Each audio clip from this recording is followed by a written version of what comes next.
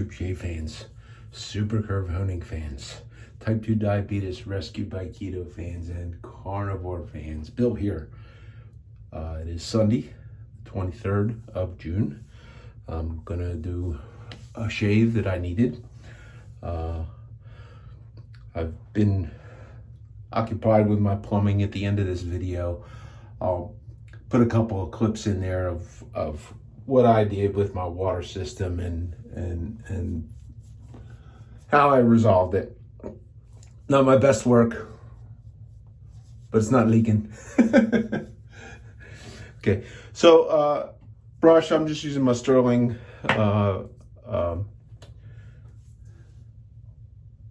synthetic. I don't use too often shave sticks, but today I'm going to use RazoRock. This is Black Label. It's like a barbershop scent.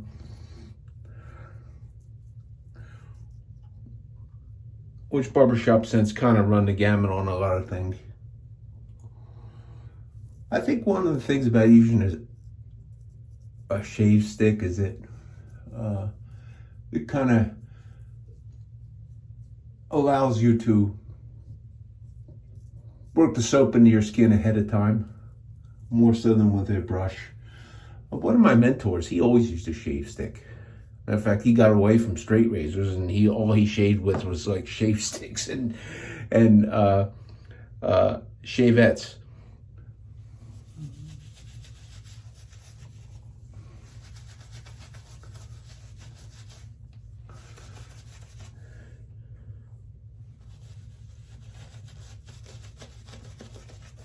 So I got my water softener online. So, this soap is a non-tallow soap. This is mostly palm oil. If you want to call it vegan, you call it vegan. I don't know. What is a vegan? A vegan, if you're a vegan, I understand you can't even wear leather. You can't have a leather belt because you have to worship a cow or something like that.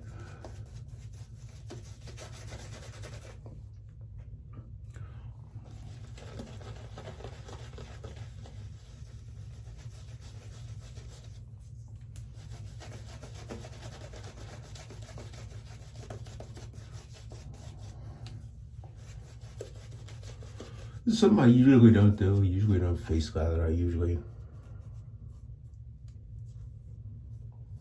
prepare the lather in a bowl, and then it's just kind of what I've always done. So the razor for today is the Sunday Shaver. This razor, I don't know if this razor has a Dovo number or not.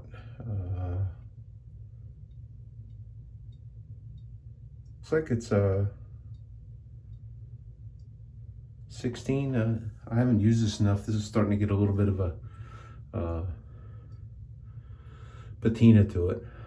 I have two of these. This particular razor is, let me get it so you can see a background here. This particular razor is on the blank form, the same as the 5/8 Burger Low, where it has the sculpting, and it is the 5/8 blank form without the shoulder, has a French point. If you want, these shave very well. They're ground very, very thin. They shave very, very well. The Burger Low was like the flagship of Dovo. And if you don't want to spend that kind of money, you can get one of these. My favorite, and this is an unpaid advertisement. I don't take stuff from anybody for doing any advertising, but you can get this. I think there's still Sunday shavers at the Superior Shave. This one has been rescaled. He rescaled some of these. This is a Cocobolo or something like that. My other one is probably olive wood or something. But they shave indistinguishably. They don't shave any different than one another. This blank form either comes, as far as I know, okay, the Superior Shave in Florida is the only place that you can get this blank form in a razor other than the 5/8 Burger Low. He has two models. One is the Sunday Shaver, whatever the number is, it's on there. I don't have my glass on. It might be 16 or 91. I think it's 91. Dovo 91, which identifies this. And the other is, I think, Dovo 88, which is no decorative etching on there whatsoever. It's just the blank form. And I think most of these are scaled in wood of some sort.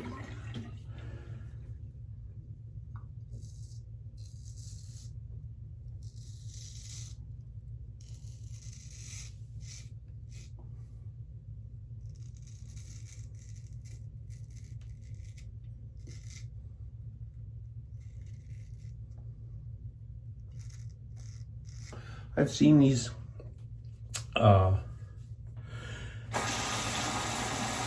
sale, special times on sale for very reasonable price.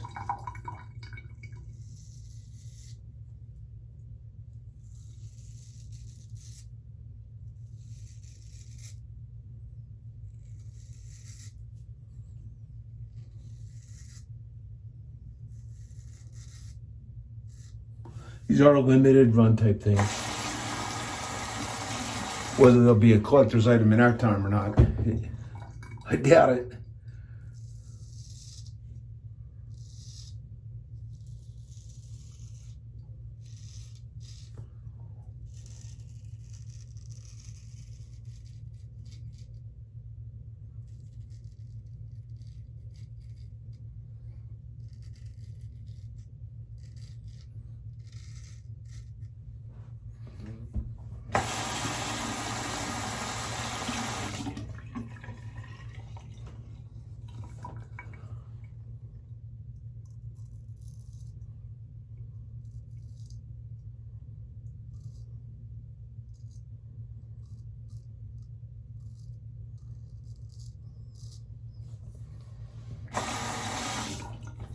The other one of these was my backup shaver for my straight razor boot camp.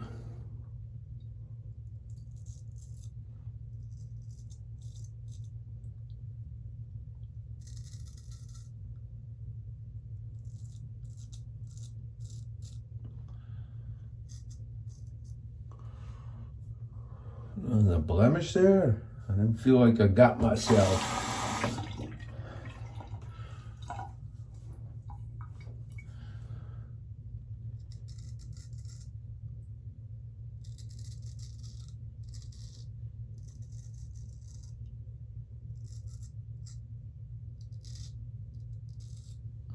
Anyhow, the other one of these, when I started off, I got one straight razor to decide if an inexpensive one.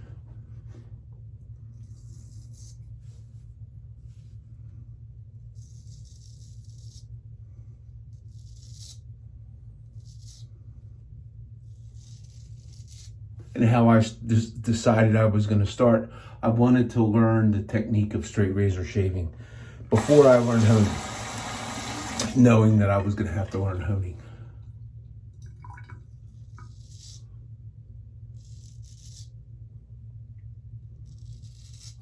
So the other razor, I did 100 shaves, 100 days, 100 shaves. I committed 1 hour per shave.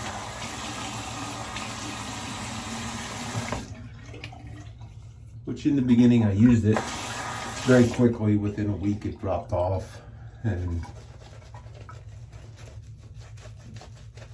to a more reasonable time investment.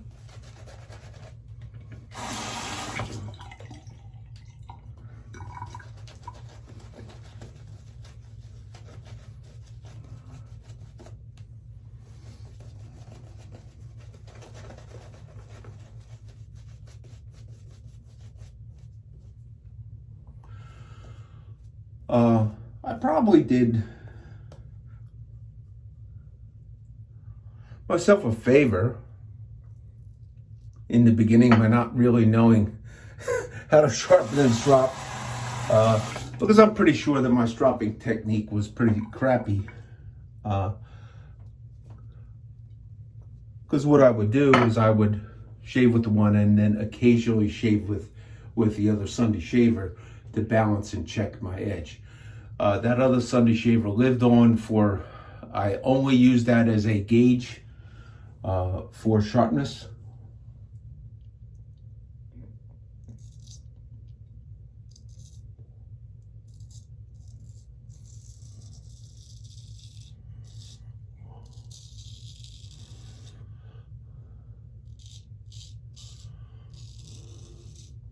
For the longest time, and that's all I used it for.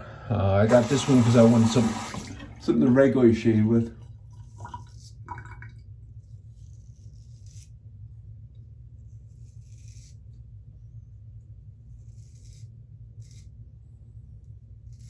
This one did not have the edge of that original one. That original one was at a time when Jared had not started using convex hones, and he was using a conical that was like legendary. I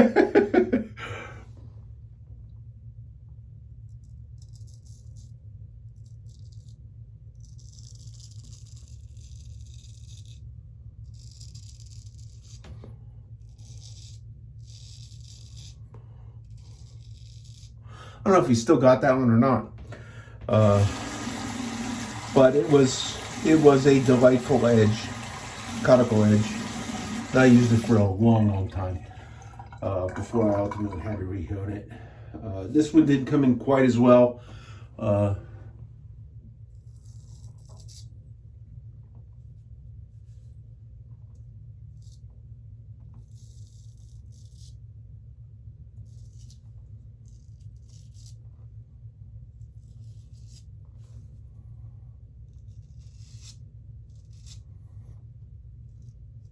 As my honing skills developed,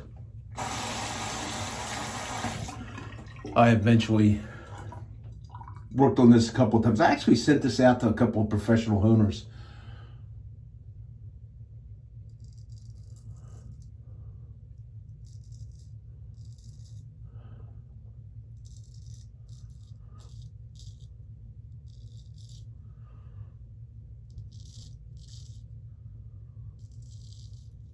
When I was trying to decide what stones I was going to buy and what honing method I was going to try, and it came back none of them shaved as well as that other one did. It never did until I actually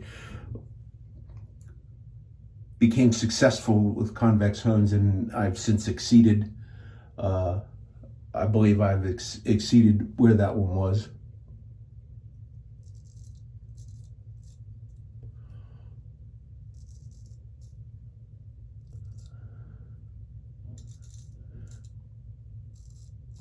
And I'm going to say exceeded to my liking. Okay, that was the proverbial conical edge, very smooth.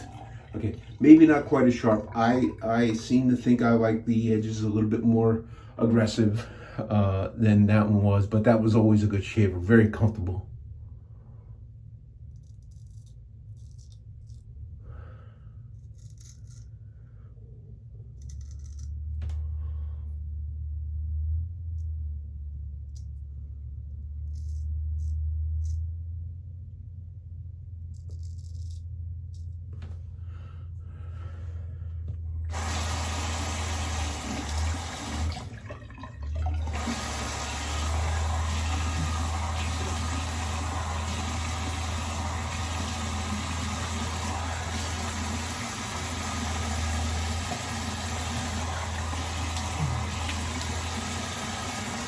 Okay, so that's like 2 passes, almost done. I'm gonna do the 3rd pass to get against the grain.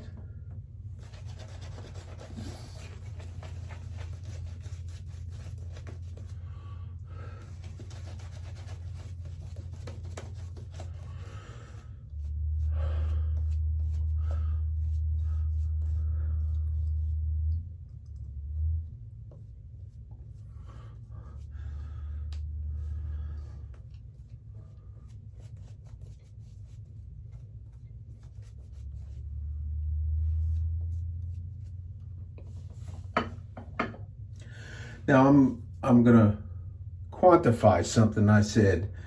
I have the newer Dovo Runda Sash, I think it's how you pronunciated, which is a similar blank to this in that it is a shoulderless blank. It is 5/8 form. It is you can kind of see the hollowing and the grind and where it thins out on the other side of that hollowing. That one doesn't have the sculpting, nor does that one have the French point. That one has the square point. So, but they are good shavers. They are in my opinion, in the Dovo lineup, anything of this 5/8 is top of the line. Even the Runda Sash, which I whined and complained about because some inconsistencies in how the straightness and the blank, that's there. That's what you have to learn to hone around.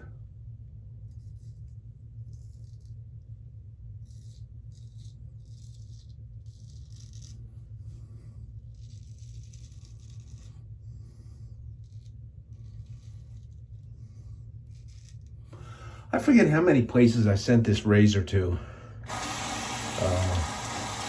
Have it home, but not once did it come back better than it went out.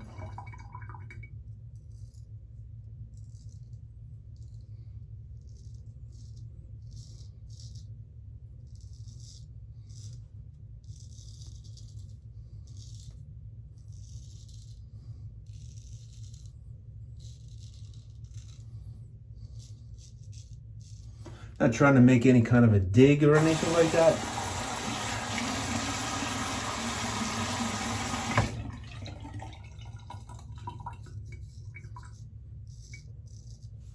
It's just as I developed and as I went along trying to learn what I wanted, I did determine that there were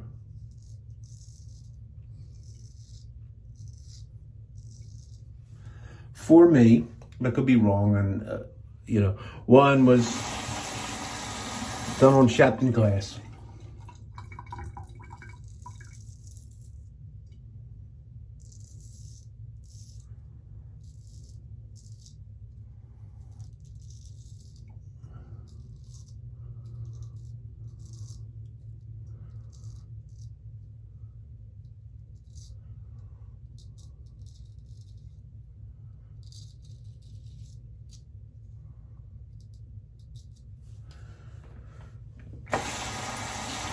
Not that Shapton glass stones are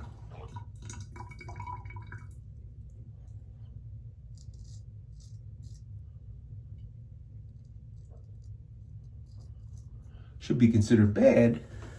It was just that I didn't particularly care for the edge that I got honed by somebody who had a very good reputation for using those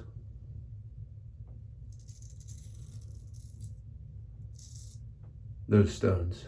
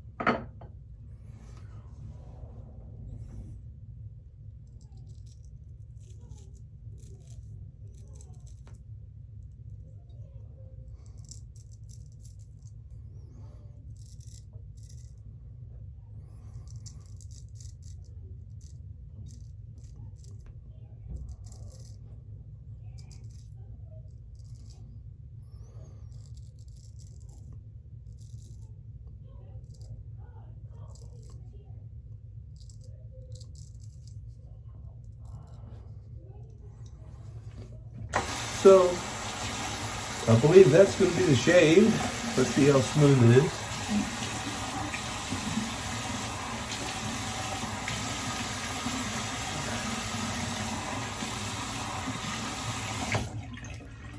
Excellente. A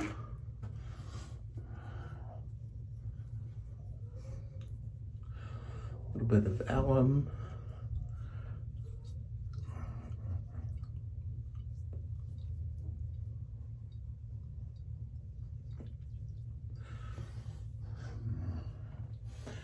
No excessive stinging, just a moderate tingle like I like.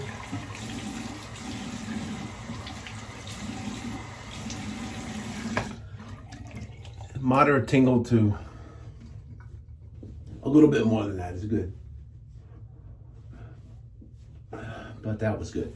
So to finish the shave, I'm keeping with the barbershop theme. I'm going to use the Clubman Clubman Original. This is old. I've had a bottle of this. I've had this bottle. I bought it in the drugstore. I don't know if there's a date on it.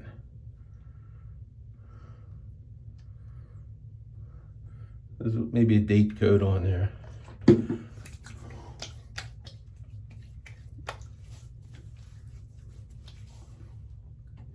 It's something that's kind of interesting. As I use this, I always find like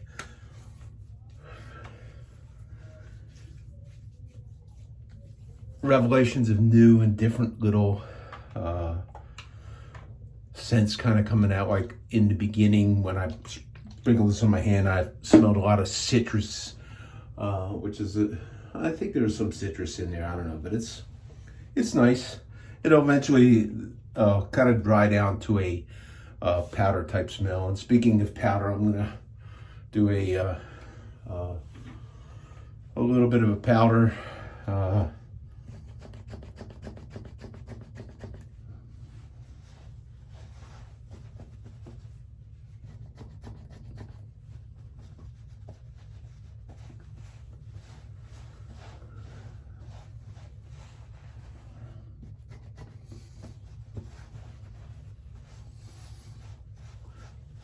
So I appreciate you all tuning in, watching this fat old guy shave and listen to him whine and complain about stuff.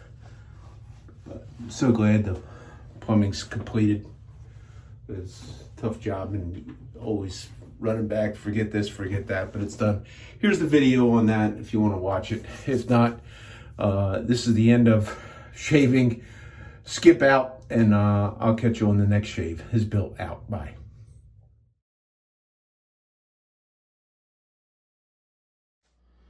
Greetings, friends. Bill here. Going to be doing some plumbing today. Right there's where the water comes in, wire coming up, water flows down along this way once the pump is running. For those of you who do not understand wells, I have a submersible pump in a deep well. It's about 120 feet down. This gray box right here is the controller. This switches on.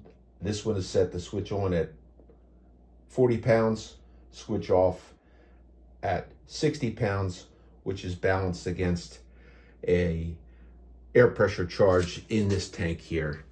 I can't tell you how many times I've replaced these tanks due to the corrosion and that, but I'm currently on stainless, which I like. Here's an older tank that I put in as an auxiliary. I use that and you can kind of see the corrosion that happens from the acidity of the water, even on brass. Ultimately, I bought an extra T. I was going to put that in here and then have the union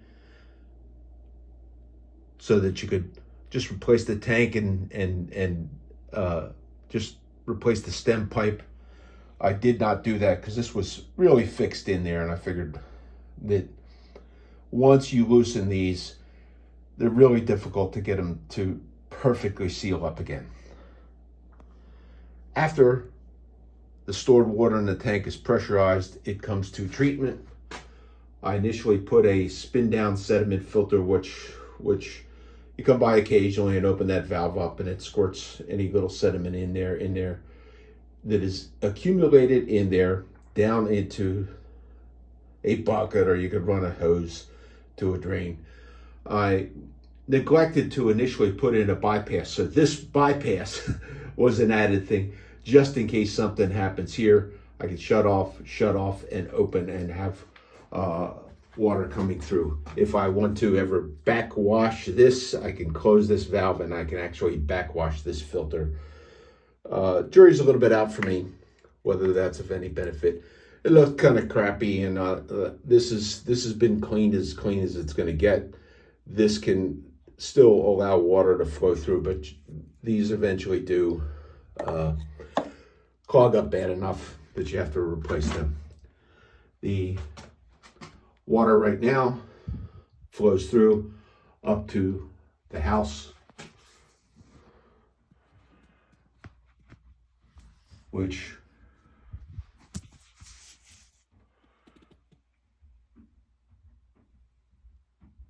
goes to there. This was all copper originally.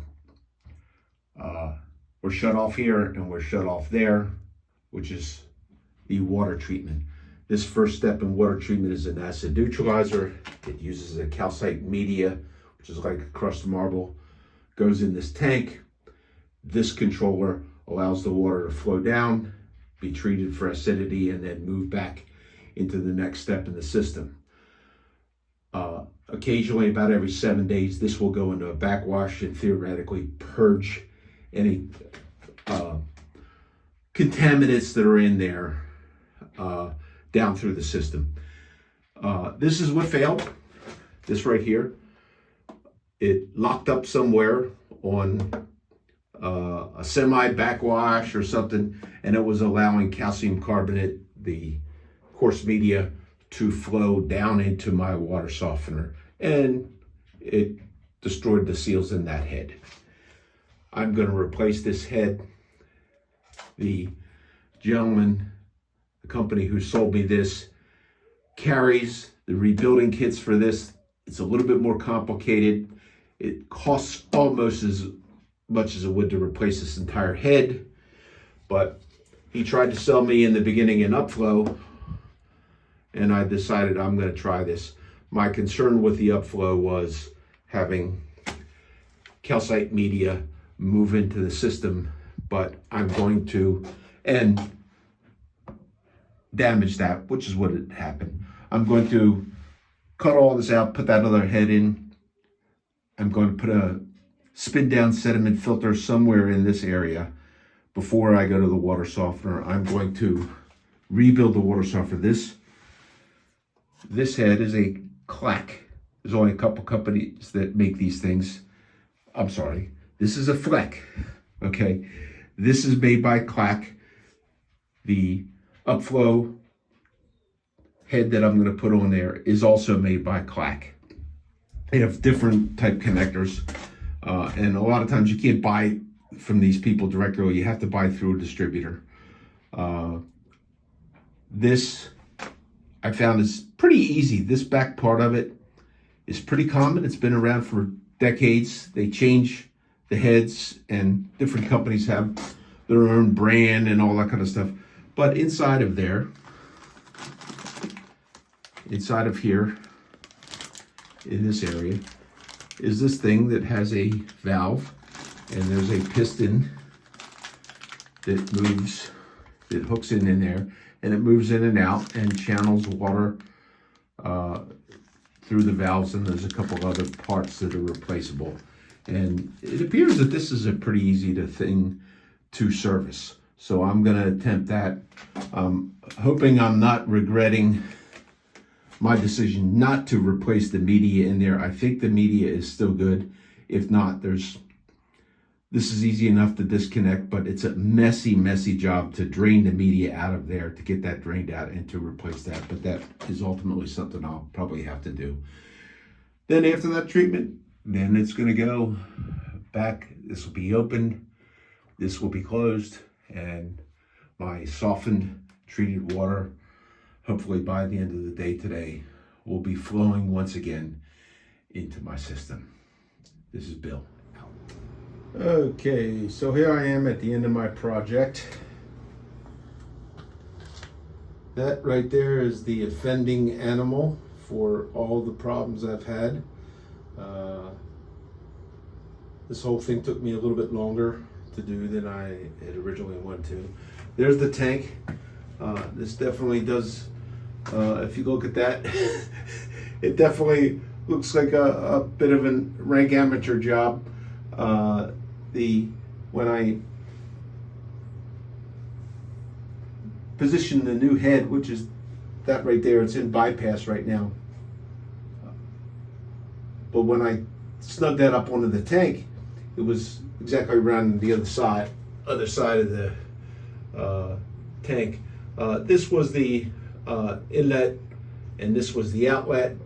That coordinated with the previous plumbing. I was going to have to switch that and do some more cutouts up there. Some of this stuff, this is a good reason why a professional plumber normally does not do one of these angled things like that. They usually like to stick with plumb and level cuts and elbows rather than, now of course I got an elbow here, and I fit this all together, and it was all in good position before I glued it up.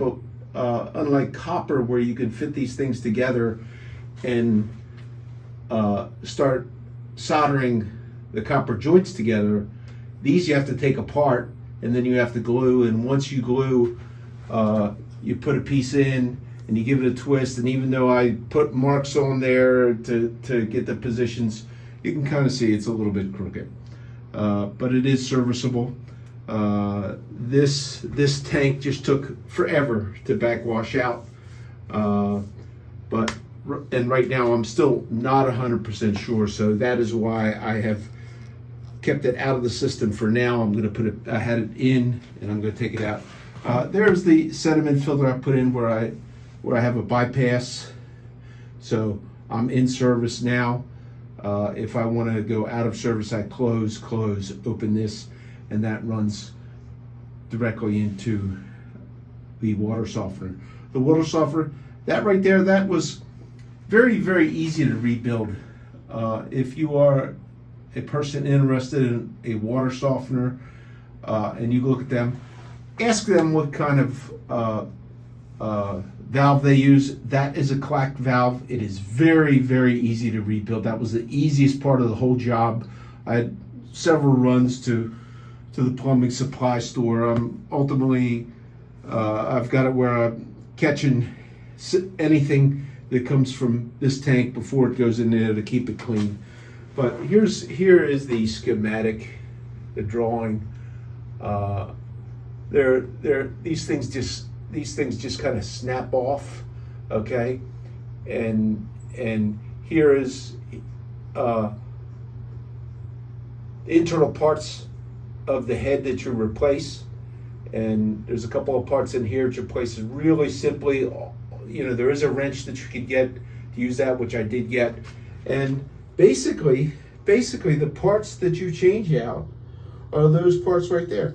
This is the I guess they call that the valve stack or whatever, and then this is a piston that goes in. This other little piston controls the brine thing, and then there's a filter, and then there's a little nozzle.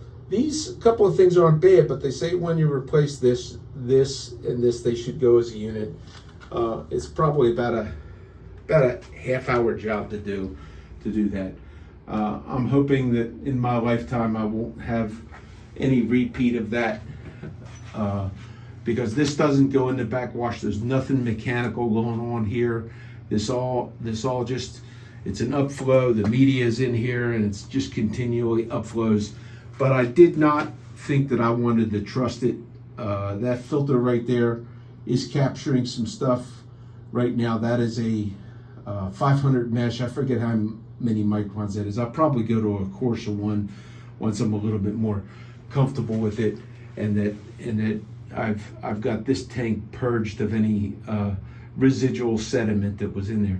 So thanks for tuning in, and I'm pretty happy that I've got my soft water back. This is Bill out.